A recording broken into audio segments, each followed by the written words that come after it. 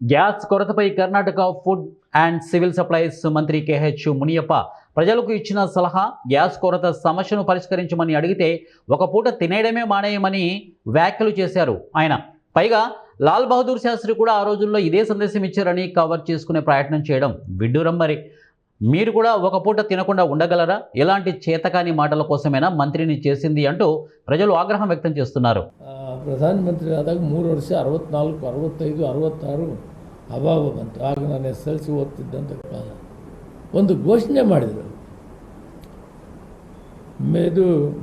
ಇದು ಮೆಕ್ಕೆಜೋಳ ತರ್ತಾಯಿದ್ರು, ಅಲ್ಲಿಂದ ಸಪ್ಲೈ ಮಾಡ್ತಾಯಿದ್ರು.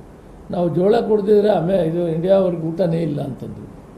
ಅವರಿಗೆ ತೀಕ್ಷ್ಣವಾಗಿ ಮನಸ್ಸಿಗೆ ನೋವಾದಾಗ ಒಂದು ಮಾತನ್ನು ಹೇಳಿ, ನಾವೊಂದು ಕೆಲಸ ಮಾಡೋಣ, ಸೋಮವಾರ ಒಂದು ದಿನ ಒಂದೊತ್ತು ಊಟ ಬಿಟ್ಬಿಡೋಣ, ಒಂದು ದಿನ ಒಂದು ವಾರದಲ್ಲಿ ಒಂದೊತ್ತು ಊಟ ಬಿಡೋಣ, ನಮಗೆ ಅವರಕ್ಕೆ ಇದು ಮೆಕ್ಕೆಜೋಳ ಬೇಕಾಗಲ್ಲ, ನಾವು ಜೀವನ ಮಾಡ್ಕೊಡ್ತೀವಿ.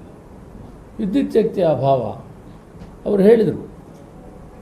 ಸಾಯಂಕಾಲ 9 ಗಂಟೆ ಮೇಲೆ ಯಾರು ಕೂಡ ಹೆಚ್ಚಿಗೆ ಅವಶ್ಯಕತೆ ಇದ್ದಂತೂ ವಿದ್ಯುತ್ ಶಕ್ತಿ ದೀಪ ಹಾಕಿರಿ ಮತ್ತು ನಿಲ್ಲಿಸಿರಿ ಅಂತ. ಆ ರೀತಿ ನಮಗೂ ಕೂಡ ಸ್ವಾಭಿಮಾನವಾಗಿ ಜೀವನ ಮಾಡೋದನ್ನು ಕಲಿಬೇಕು ಮತ್ತು